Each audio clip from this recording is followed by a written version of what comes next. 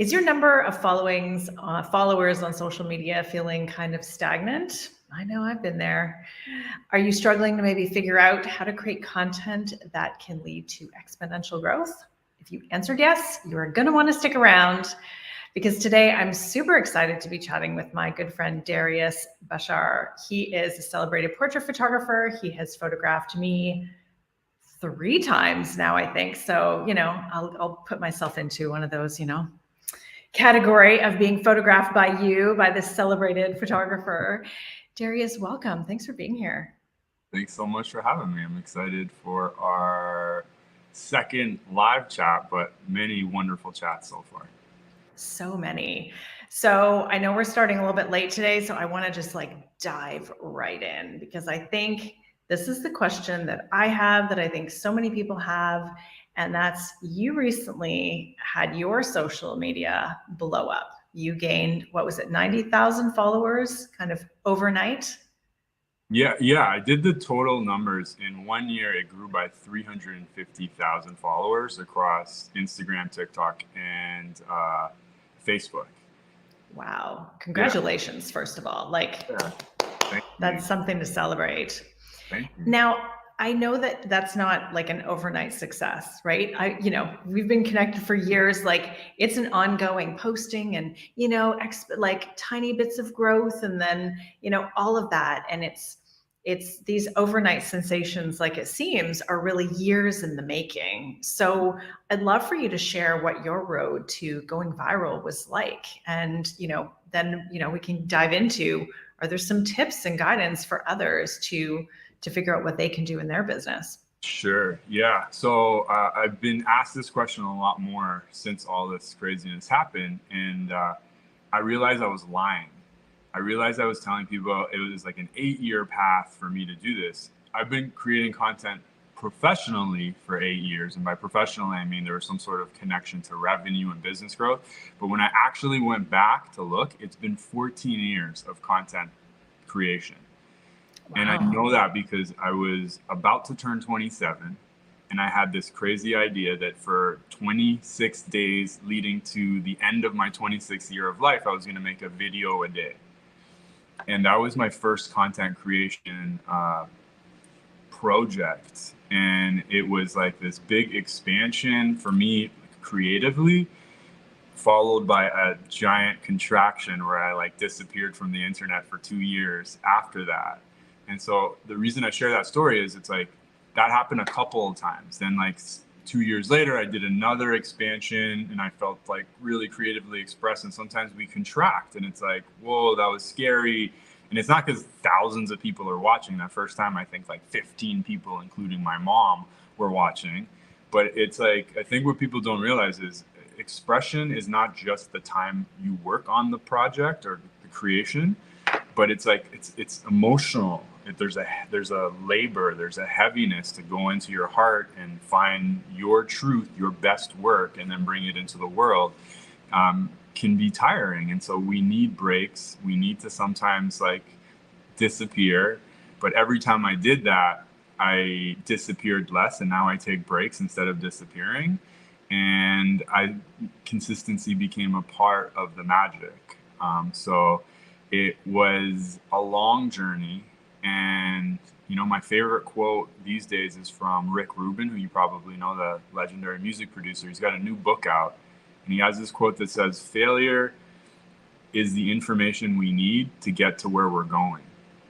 Mm. And I think a part of my secret sauce is I fail more than anybody I know.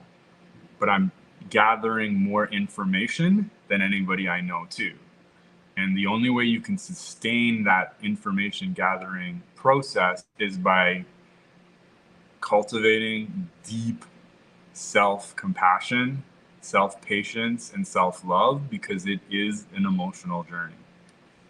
Yeah. And I love that distinction between disappearing and taking breaks.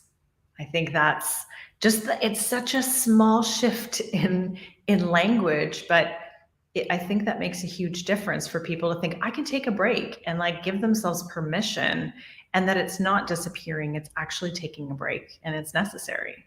Yeah, especially when you really take in Rick Rubin's quote of like, if I've just collected all this information, I need to take a break and let it settle. Let me review it. Let me integrate it and learn from it. Or else it's like the information is hidden in my closet and it's not actually useful for me. Yeah, absolutely. And we just so you know, we've got Mazarine from Toronto and Courtney from London. So we've got across the oceans. I'm in Sicily and you're in Toronto. So it's like we've got some global people on the call today, which is awesome. So hello. Okay, so everything shifted it kind of very quickly, right? So you have this big lead up and then something shifted. And I had noticed a shift in your content before this. You started doing the series called Taking Pictures of Strangers. Yeah. Was that the catalyst for this big growth? Like, what would you attribute that sudden viral state that you entered? Yeah, so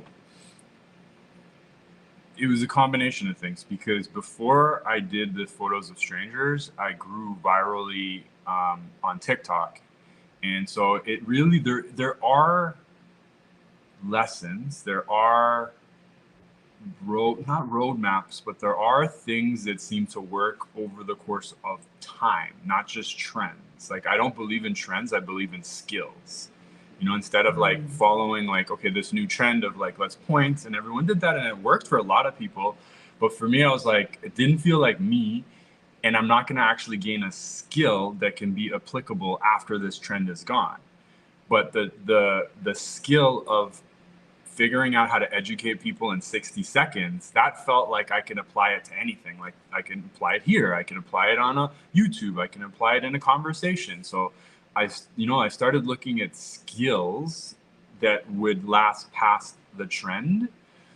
And the number one thing everyone tells you, and it's true, is like educational content, entertaining content, inspirational content. That's the stuff that works. And so on TikTok, it was the educational stuff when I was showing people how to take portrait photos, how to find the best light, how to smile. People were like, this is actually works and it's useful. And so the educational content took off.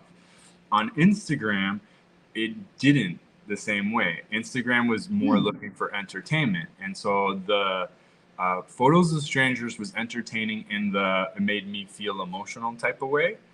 And so I think I tapped into that part of the equation on Instagram. Right. And it's a funny thing. It's like I know I've grown on social media and I know I have stuff to contribute to people. And there's a part of me that's like, I have no idea how social media works.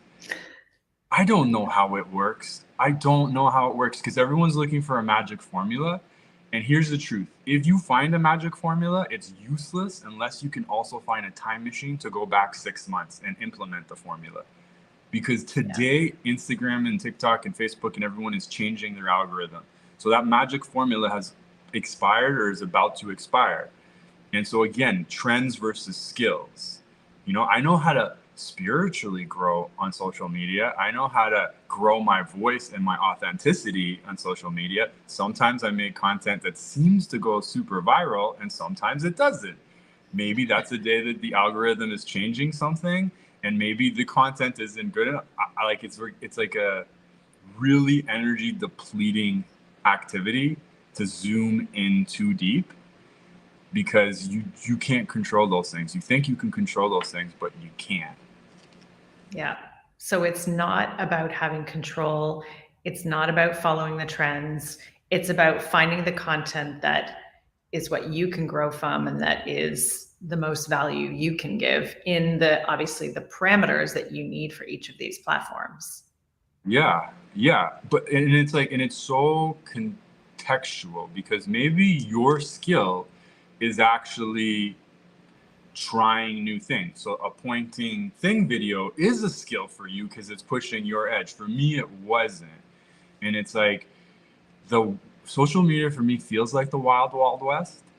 And anybody who gives you guarantees or claims to be a guru, my sincere, humble advice to you is run as fast as you can in the opposite direction, because nobody knows anything. there are principles, there are skills instead of guarantees and trends. You know, there are Yeah. principles of like, if you continue to create structures and processes where you are de-armoring your heart and going into your truth and finding your true voice, and then creating a practice of bringing that to life, that is a principle and a skill that will serve you no matter what happens with the platforms, what's happening, right? Yeah. I also firmly believe, like, there's a quote going around. I don't know whose it is. I think it's a lot of people's quotes, but it's like, don't build your empire on borrowed land. Yep. And those of us that invested heavily in photos on Instagram know what that is. Like, the photography community, like, lost their minds when Instagram basically said, photos we don't care about anymore. We're moving into reels. And it was like, what are you talking about? You were a photo sharing app. But guys, they're a private company. They're not private, but they are run on their own. Like, they can do what they want. And so uh, there's more money for them in reels. They're allowed to do that. And either we can say no thank you, or we can adapt.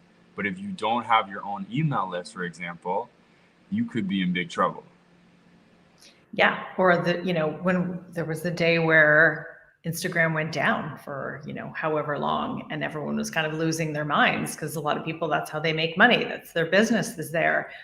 But it's not yours. Like, I know some more people that have had their accounts hacked and lost everything.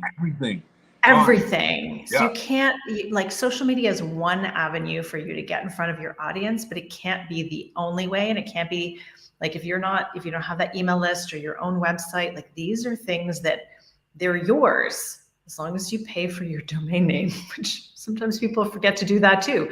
But at least then that's on you. But you can't control what the social media platforms are doing. Yeah, exactly. It's not even rented land where you have a 1 month, 1 year. If someone hacks your account today, it's gone. I have a lot of friends, hundreds of thousands of followers, gone. And so it's, there's a lot of energy moving through social media, and that can be great. So it's like, you could put your canoe down and that stream can take you where you want to go. Or it could take you in the opposite direction of where you want to go. So it's like zooming out and understanding, where do you actually want to go? And then put your canoe down and match it to where that stream is going. Because there's a lot of eyeballs, lots of opportunity. And what's the right one for you? Okay, I do have to share that I don't know if you've seen this, but I have a Finding Inspiration series that we've created that Maria and I are doing. And it's finding inspiration, and it's different cities or countries. Like, I'm living abroad, I'm traveling extensively. So is Maria, my designer. So the two of us are creating these reels of places that we're going and the inspiration that we're finding from architecture, textiles, all of these things. And it was inspired by your taking pictures of strangers. I was like, what's my taking pictures of strangers version? Cool. Because it got me thinking, I'm like, Darius doesn't make money by taking pictures of strangers on the street, but it helps people get to know you and your person. So it was like, it's that edutainment, right? It's that people experiencing you and seeing your work, but also, that can then lead to business. So it helped me to actually look at the content I was sharing, going outside of sharing only our clients' design work and only these things. And like, where do we find inspiration? And how can I leverage an experience like living abroad and traveling to show people that, and I think back to in my life, all of my design inspiration has come from travel and from places I've seen and different cultural, languages of the way they speak from a design and creative perspective. So I just wanted to let you know that was inspired by you. I love that. So many people message me telling me they are talking to strangers, they are painting strangers, they are meeting strangers, they are taking photos of strangers. Yeah, I think that project taught me something that I always thought, like, art and creation was like going inside and find what's honest and true for you and then express it. And then there's like an external world that was right around you, but there is also a collective field that's bigger than that, because the strangers thing I love, but I never expected it to take off like that. And I'm constant, like I get so many messages from strangers and grown men, like I'm crying. I watch this video and I'm crying and I'm like, what? How did what is, like, I don't really understand. And now I sort of understand that it tapped into this energy that was alive because of the pandemic around like stranger danger. And it was like, you're a stranger, you're not in my bubble, stay away. And people were lonely. People were like, oh yeah, people, connection, adventure, you're just like me, even though we look different, and I don't need to be afraid of you. And so I think that was why it went crazy viral, because it was tapping into something way bigger than me and my immediate external world. It was like this ethos, this fear, this loneliness. And so there are projects that come along like that sometimes too. And it's a humbling and inspiring experience to be like, the ones I always think are gonna like blow up don't go anywhere. And then the ones that I'm like, oh, okay, that was pretty cool, they explode. And so it's a great reminder that like, just do the work, have fun, do the best work you can do, because that's the only actual thing you can control. It's like, yeah, this is the best I could do on that day. And then bless and release it, and like let it go, and don't hold on to it. That's the other thing with social media. We hold on after we release, and we're like, did it get liked? Did it get comments? Do people like, are people sharing it? Why didn't it go this way? Why is it going that way? And it's like, that's exhausting, and you're holding your fist that tight. It's just like, let it go. It's gonna do what it's gonna do, and move on to the next project, because that's the only thing you can really do. Yeah. Oh, I love that. Oh my gosh. We're definitely going to have a part 2 to this conversation. Okay. So in thinking of that, somebody just made this comment here. I'll share it. It's that, what's my taking pictures of strangers? Right. So let's talk about this creativity thing, right? You and I are both creative, right? We love this ideation, this brainstorming. And I would say, I mean, in some ways it comes naturally, right? You're like, we're probably more prone to experimentation because we're creative people. So if you're not you're not in a creative business, you're like a financial advisor, or you're a naturopath, or you're, a real estate agent, whatever that might be. And you're like, everybody does the same things. And how do I take this outside of what I actually do, but yet it's still related? You have any like tips on how people can kind of, supercharge their creativity from that perspective? Yeah. So before you even go into that, everything has so much possibility. One of the people who first got me excited about what's possible in TikTok, her industry was Excel sheets. Oh my gosh, I've heard about this. Yes. Is it the So woman anyone who's like out there, gotten crazy with Excel? Miss Excel. Oh Okay. my So it's gosh. like, anyone who's like, I am not creative, I'm in a boring industry, I challenge you to prove your industry is more boring than Microsoft Excel. Okay? I challenge you. Everything can have entertainment and education, and she did it in her own quirky way. She would do the dance videos that I said that aren't me, but were her. That was her like creative expression, and you can tell it. She was being real, So I'm not saying don't do anything. I'm saying do the thing that feels like aligned and gives you joy. And sometimes on the path to joy, we don't feel great. We feel like, oh, I suck. That wasn't fun. That didn't sound like me. My voice cracked. I was like nervous. I was sweaty. Yeah, that's the process too. So give it enough tries to see if you actually enjoy it. But she made dance videos about Excel, and she's crushing it. I think she's making like 6 figures a month, probably more by now.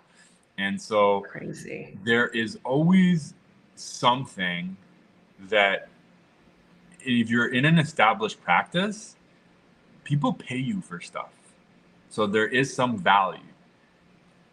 Decoding, like, where do people pay me? What is I know stuff and they give me money. And then listening to your clients' complaints. You know, it's like this complaint comes like, it was like for me, even now in hindsight, it's like, well, that's obvious, Darius. There's so much creativity in photography, but I'm like, I don't know what I'm going to make content by. And I'm like, what do my clients say over and over again? What are they like? Oh, I can't smile. I don't know how to authentically smile. I don't know what to do with my hands. So the things that maybe annoy you because you hear them all the time didn't really annoy me, but it's like things that it's like everyone would say. I started like, okay, write that down. How to smile. How to, you know, like find light. What to do with my hands. And these are like maybe obvious things because you're so close to it. But for the average person, that's like a huge question. And figuring out the language they use, not the language you use, is so important, right? And so that was that, like, you can do that today. Get a spreadsheet out, get a piece of paper out, and just start opening your ears to the things you hear over and over again that you have solutions for. And that could be the beginning of your content. And each one of those things can have like part 1, part 2, part 3. And so find 10 things that are common problems. And the hardest part about this is use their language, not yours. Yeah. Use their language, because you are a professional that's maybe been doing this for years and years or decades and decades, and you are way over here on the spectrum. And there's maybe you want to make this for your peers who have never paid you ever because they're your peers and they're a small demographic, but then you feel good because your peers are like, Laura's so cool. She knows what I know. Or you want to make it for the actual market that's 100 steps behind you and is huge. These guys are way bigger and will actually pay you and actually need your help. A big challenge when I was getting started is I'm like, this tip is so obvious. All of my peers are going to laugh at me. They're going to be like, duh, who doesn't know that tip? And then I was like, my peers I respect, but they're not my clients and I can't serve them. They know what they're doing. These guys need my help. And that very obvious tip is magic to them.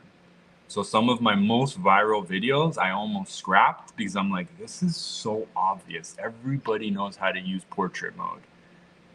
Hundreds of thousands of people did it. Yeah. So be basic. Yeah. Yeah. Let's all go be basic. That is such a great distinction of like, this is what I know and my peers know, and this is what everybody else doesn't know. And I actually need to serve them, not the peers that I'm in the same space with. This is why TikTok is so powerful for amateurs, because professionals were sleeping on it. They're like, I'm not going to do it. I have standards. I have to do it at this level. And then COVID happened and all the amateurs who weren't professional photographers or whatever, they're like, my standard's down here. This is the best work I've ever done. I don't have any photography peers to impress. And so they just kept practicing and kept doing more and more and more and getting more and more and more followers and getting better and better and better. And now the amateurs are like a top professional level because of repetition and frequency. And the pros that were sitting on it are like, what was I doing? I didn't need to get in there. Yeah, interesting. Oh my gosh. I think we're going to have to do a part 2, Darius.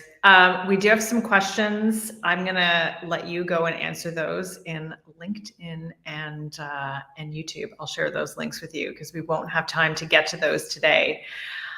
I think we could take this conversation so much deeper, but I would just like to, I think your tips and your sharing of this entire journey. I mean, I've watched it unfold. I've been friends with you for years and been photographed by you and been in the, had the pleasure of kind of being in your sphere, and what you're doing is amazing and it is helping so many people, and the work you do is really appreciated. And I just wanted you to know that. Thank you, Laura. I really do appreciate that. Keep doing the work.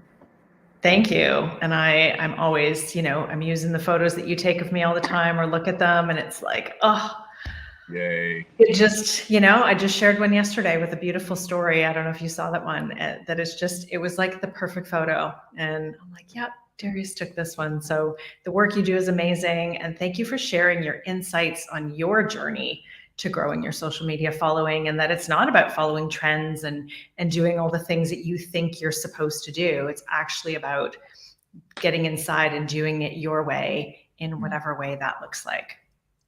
My pleasure. Can't wait Awesome. till our next talk. Awesome. All right. Thanks for joining me today. And thank you everyone for being here live. And we'll make sure that we answer all of your questions. Have a great day, everybody. Bye, everybody.